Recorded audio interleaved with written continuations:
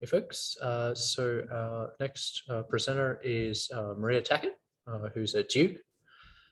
So Maria is teaching, is professor at Duke in statistics. Sorry, is what I'm trying to say.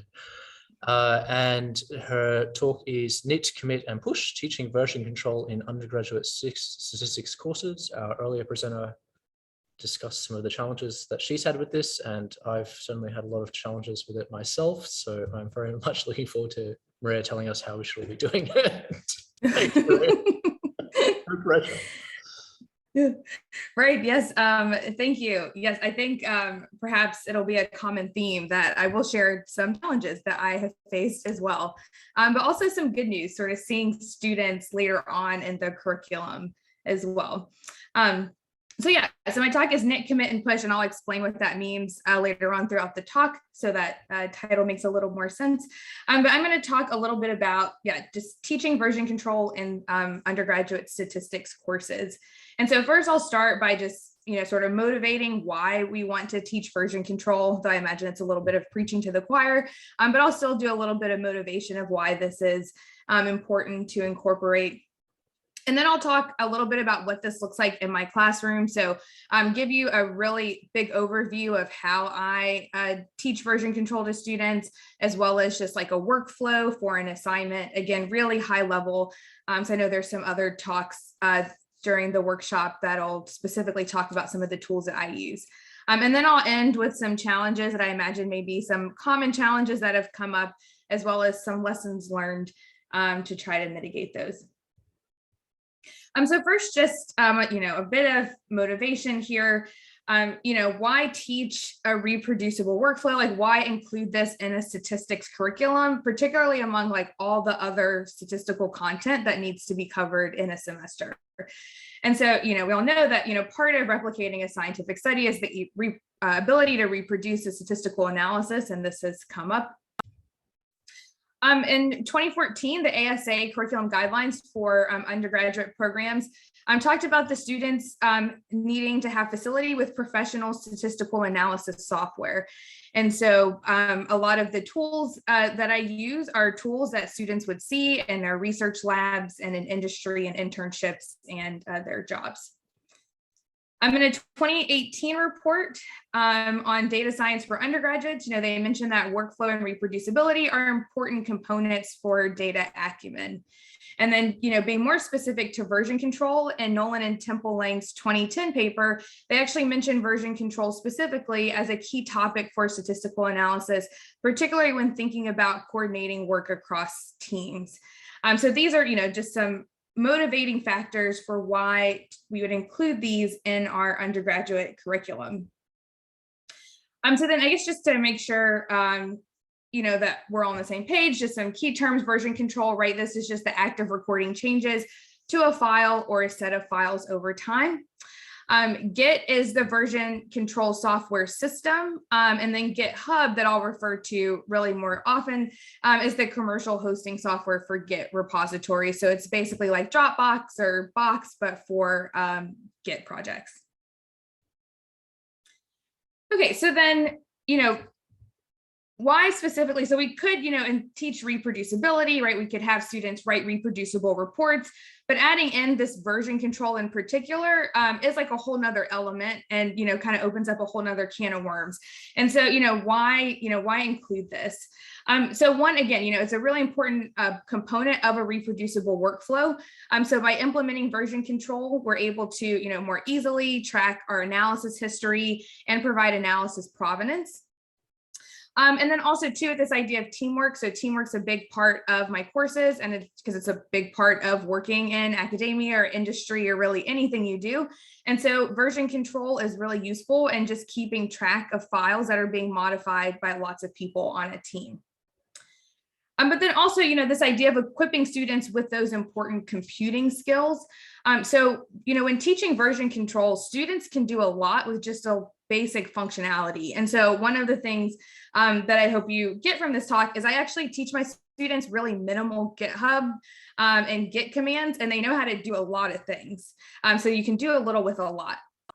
And then also too, so I implement this in an introductory course as well as the second semester course, where you do, have more firsthand experience with students trying to beat that learning curve.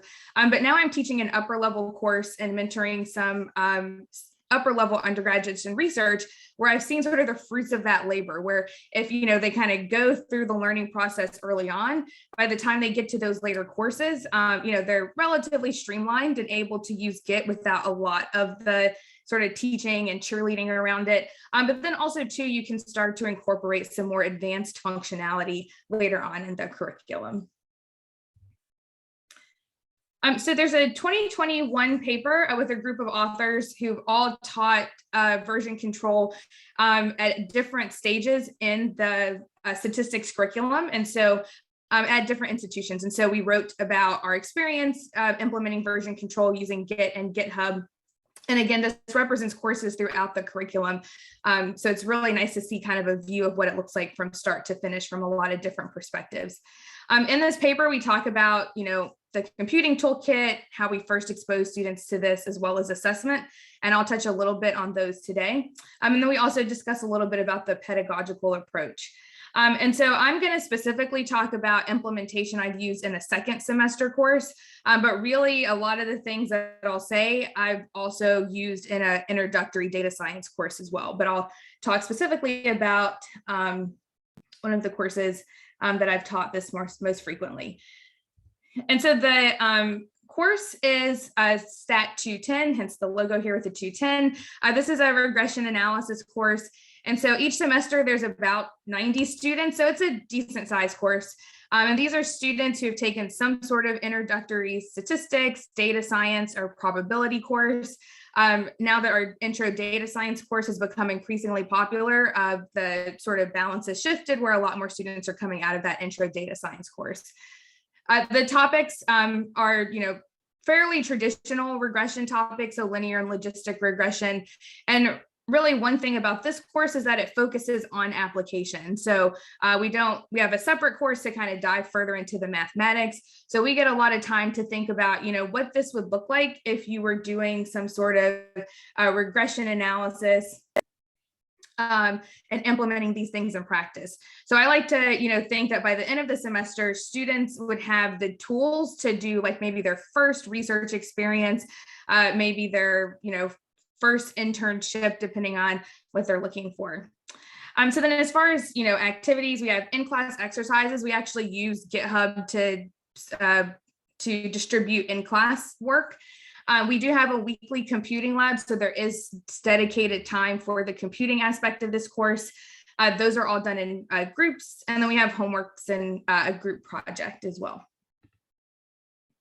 So then just to give you an idea of my computing toolkit, so I use RStudio and GitHub. So those are basically like the two big facets of the toolkit. So for RStudio, students write up their work using our Markdown, and they run Git using the point and click interface in RStudio. So students are never running Git commands from the command line. They're using all of the point and click from RStudio, and I'll show like screenshots of that a little bit later on. Another thing I do is I use a server-based RStudio system. So for a while I was using RStudio Cloud. More recently, our internal IT department has set up RStudio servers. And, really the sort of nice piece of this, particularly if you're implementing version control in an earlier course in the curriculum, is that Git is already configured. So if you've ever tried to configure Git on like a Mac versus a PC, it's completely different. And so one nice thing is that this is already configured. Students don't need to worry about that. And also I have the same setup for every student. So students are interfacing with RStudio and GitHub through a web browser. So I don't have to worry about different computing software. I will say now in my upper level course, I do have students doing a local install for RStudio. So that is possible. I have lived through it, but that was again an upper level course with 30 students. So then as far as GitHub goes, this is where I assign and submit and students submit their assignments. And so we'll see that a little bit later. And I'll put kind of an asterisk. This is where they kind of partially submit their assignments. They also submit to a grading platform. This is also where we facilitate collaboration on group assignments. And I do all of my course management using the GHClass R package, which is basically like an R package that's almost like a wrapper around GitHub Classroom. And so I'll talk a little bit about what that looks like, but I think Colin Rundell, the developer of the package, is doing a talk tomorrow. So he will get into all the details of that. Okay, so then just kind of thinking about, how I introduce this in class. So one of the first lectures I give is introducing the reproducible workflow and the computing toolkit. So we actually dedicate a whole lecture just to like, what is reproducibility, what's all the terminology, what do we mean by version control, and also really motivating like why this is important. And so, there is a learning curve. And so this really important to get students to understand, or at least be exposed to the value early on. It's not clear how much they fully can appreciate the value, right, just from a lecture, but really giving them motivation as to like why we're adding this to our statistics course. It's not on the slide, but I will also mention too, similar to what Shannon mentioned, it is a learning objective for the course as well. So it's an explicit, piece of the course that we're going to learn how to implement a reproducible workflow with version control. And the other thing I do is start out with individual assignments. So students go through about 3 or 4 individual assignments, even in their computing labs, and use lots and lots of scaffolding to ease them into the workflow. So they get just within an assignment, you can see some examples here. Like for an individual assignment, for the first 1 or 2 assignments, they get lots of detail of like, here's a good place to knit, commit, and push. So you knit our markdown document, you render, the updates, you commit all your changes, and then you push them to GitHub.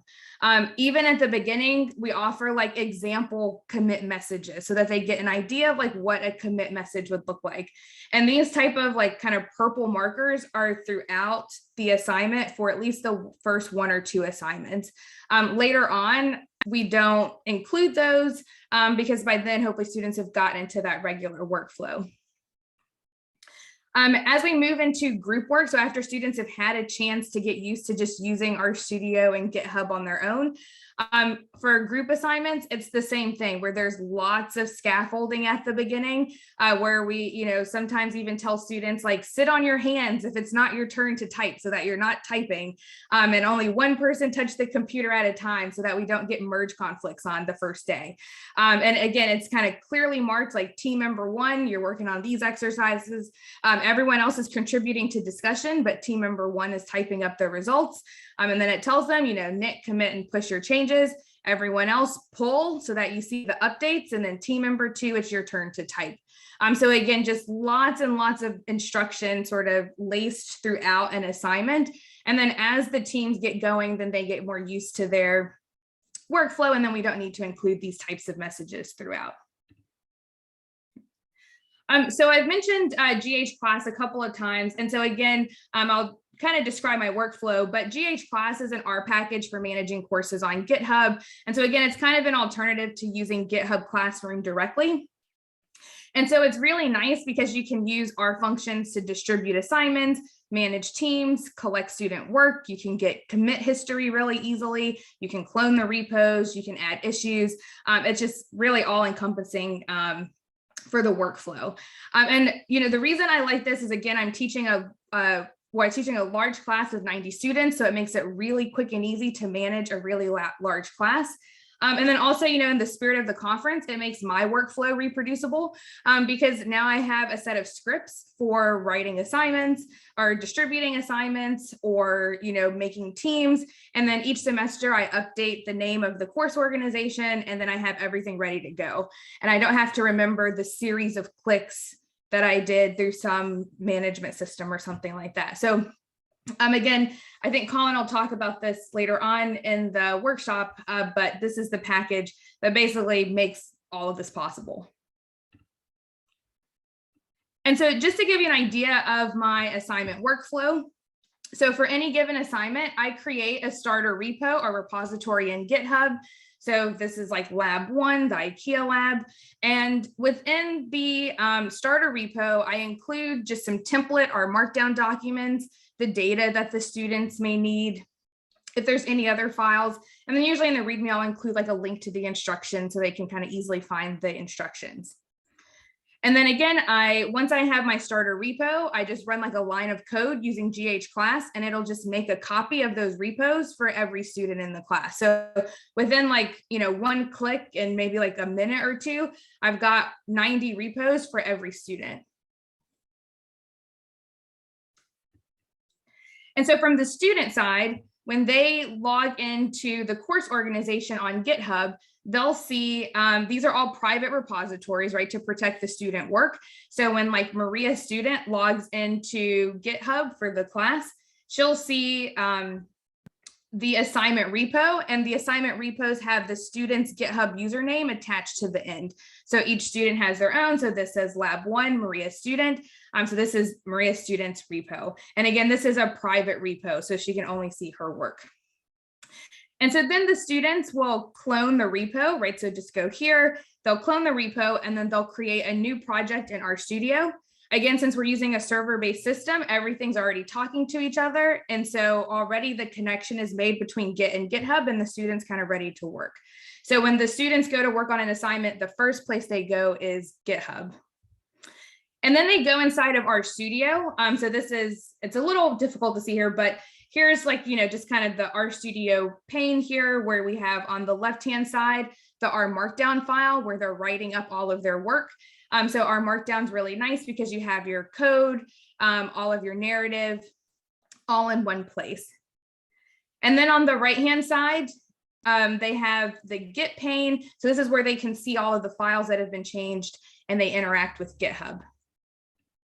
And so as a student is working on an assignment, they're writing code, writing all their narrative. And then we have the mantra that I tell my students, hence the name of the talk: knit, commit, and push. So as you're working on your document, you knit your R Markdown document. So all of this code and narrative turns into a PDF. You'll have a Git pane that shows all the files that have been updated. So we've knit the file. So now we have an RMD file, our Markdown file, and a PDF that has some new work. They click to commit. So they'll click this commit button. They'll write the short commit message, and then they just click the green arrow to push it to GitHub. And then that's it. And so now all the updates have been, so now they've sort of implemented that version control in the process, where now they've documented their changes. And so again, we kind of use this mantra throughout: the knit, commit, and push. One thing that does come up to remind students repeatedly is that I tell students when they push all their work to GitHub, this whole pane should be completely empty. So sometimes students will only push one file and not the other, and now everything's sort of out of whack. And particularly once they get to teamwork, it can cause lots of issues. So I tell students, we knit, commit, and push, and then the Git pane should be completely empty. And now you're ready to start, making some new changes.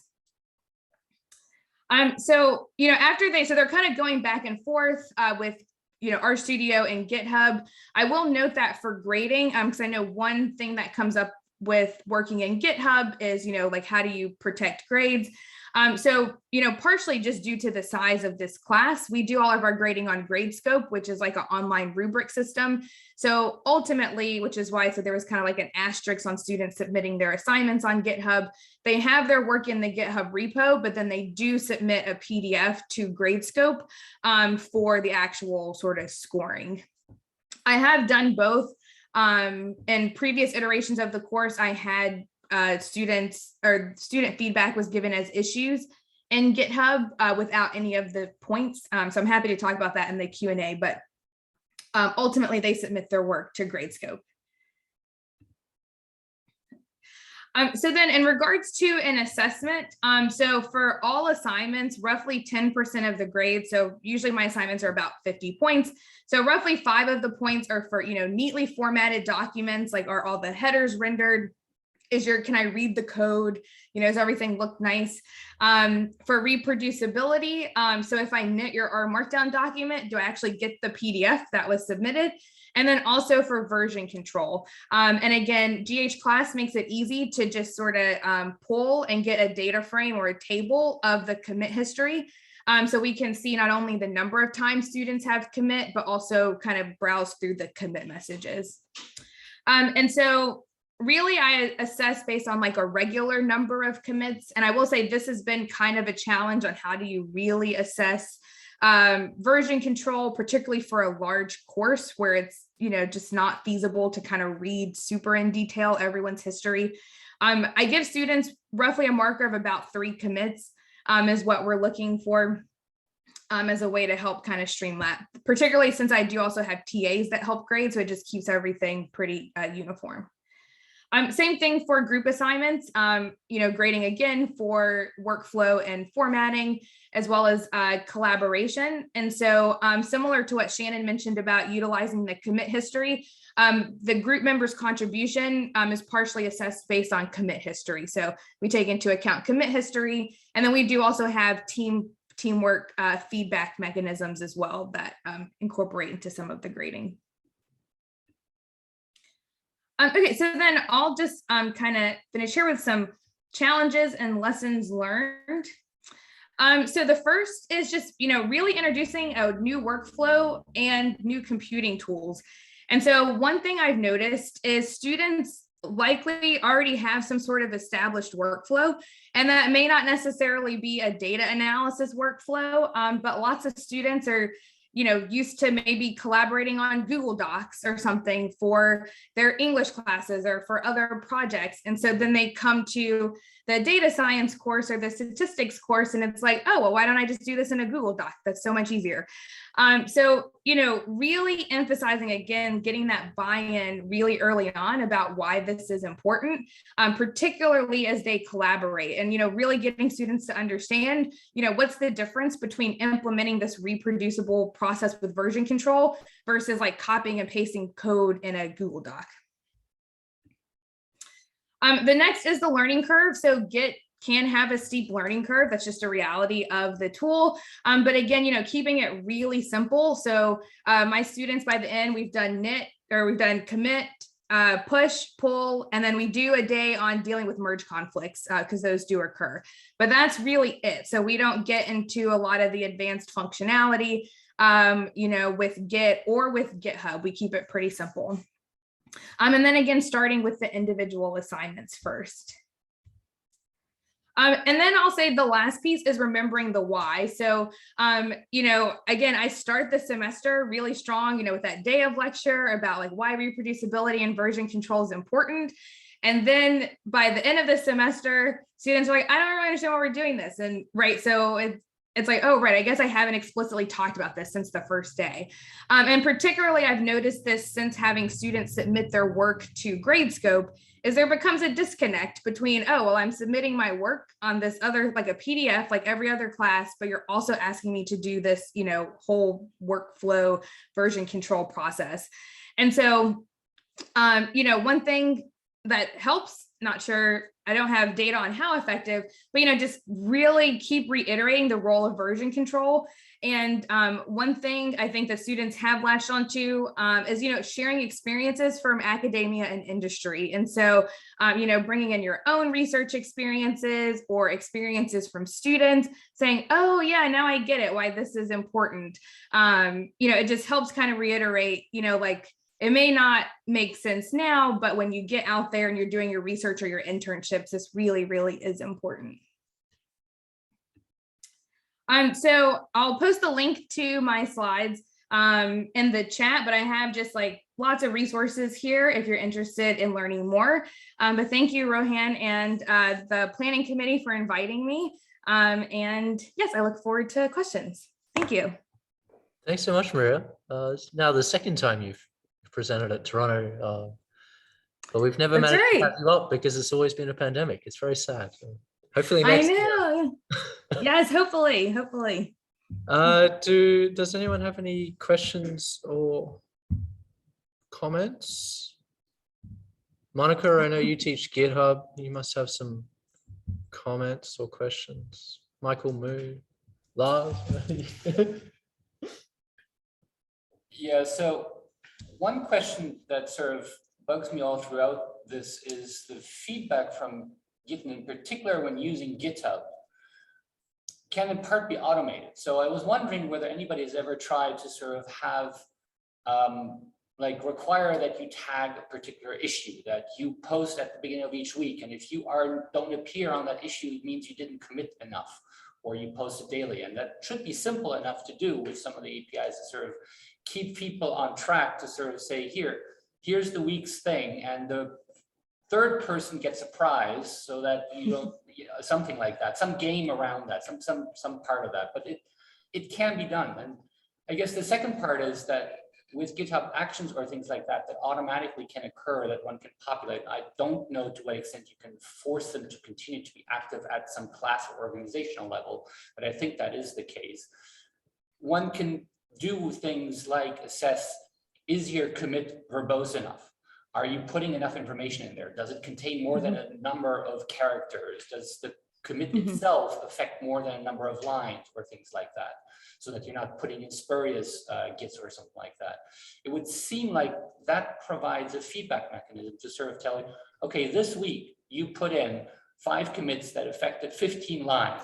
That's your feedback, right? And you might get some bonus points on that so that everybody entices them. I was just wondering if anybody had ever done that, because it seems eminently feasible. I'll just say I've never personally done that. One with the issues, yeah, that's a really good idea for my intro courses. I don't even talk about issues or anything. Again, I keep it like really streamlined. But yeah, that's a really interesting idea. And I think just like due to the size of my classes, and again, having like a team of TAs grading, I haven't tried, kind of really digging into the commit history. And so we really rely on just like the student sort of capturing in their commit message what they've, what the contribution has been.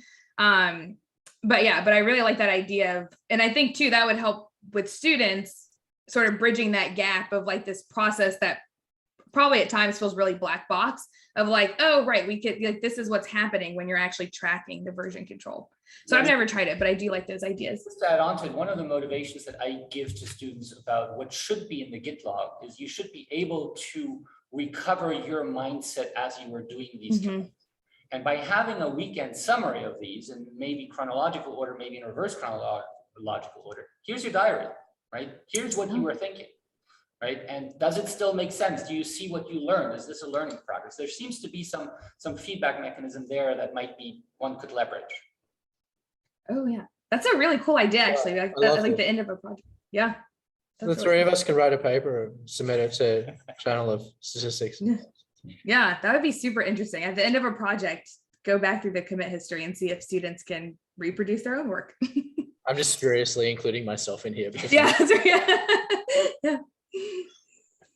I'll read a couple of the chat ones. So first about GitHub Classroom. Does GitHub Classroom cost money, Maria?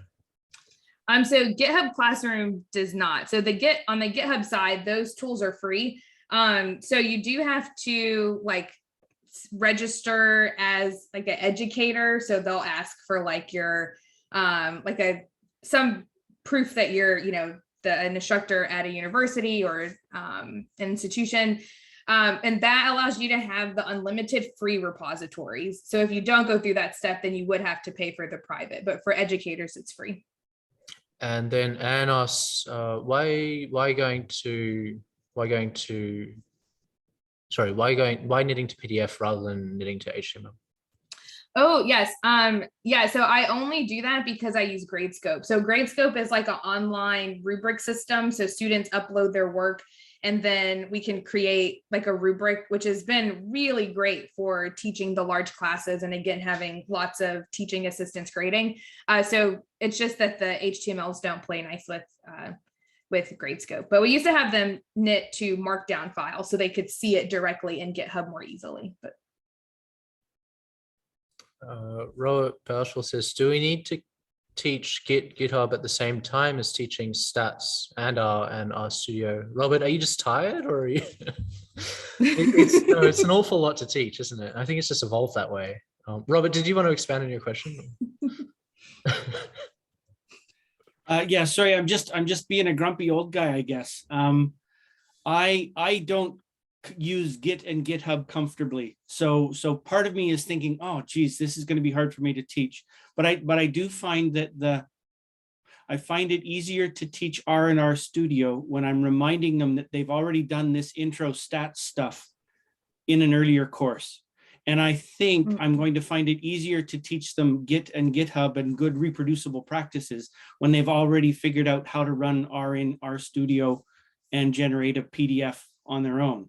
And I realize that's like, we want to teach them to keyboard properly, but holy cow, they're learning to keyboard in kindergarten now. Like we never teach them to keyboard.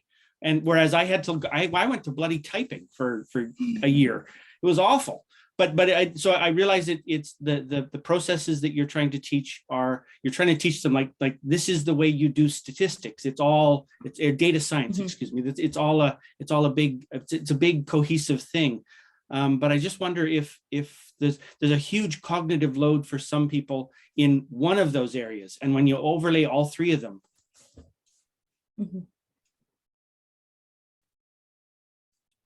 I would add that it becomes like a lot on one instructor, right? Like that's an awful lot on you, Maria, for instance, if it's not part of an institutional drive.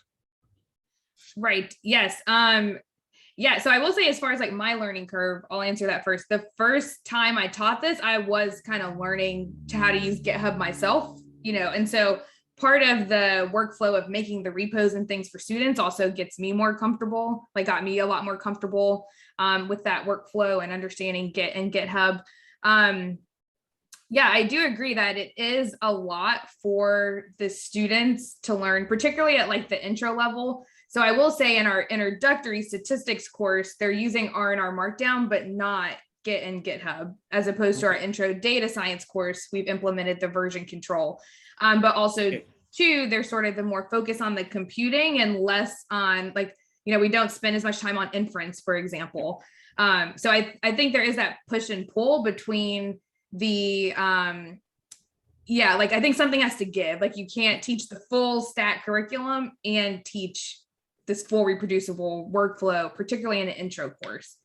Okay, thank you. That context helps my understanding, because I was thinking, geez, what I'd like to do is a 2-week section on reproducibility or on workflow, when we've already kind of crossed the hurdle of this is what it's like to load data into R. This is what it's like to do so in an RStudio context. You've kind of got that, and they're feeling like they've succeeded in something, and then you say, now you're going to bugger all that up. So what we're going to do now is teach you how to do it a little bit more safely. We're going to put the training wheels back on, and this is what it's like to have a net, and maybe even deliberately go in and blast one of their files or something and tell them they have to reconstruct it. Anyhow, yeah, thank you.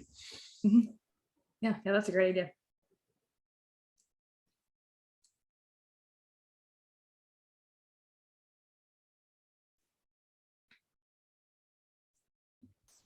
Are there any other questions?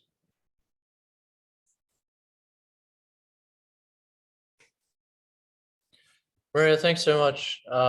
Yeah, just a critical issue. I think we're all grappling with it, and so really appreciate you doing the hard work of pushing us forward and working out what we should be doing. Yes, thank you. Hopefully I didn't scare anyone. And I'll throw a link to the slides in the chat if anyone's interested.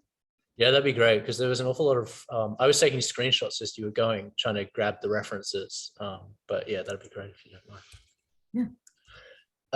We're running a little behind schedule, but we'll make up for it now. So we'll just take a 10-minute break, and then we'll have Lars present. I'll just need to work out how to stop recording.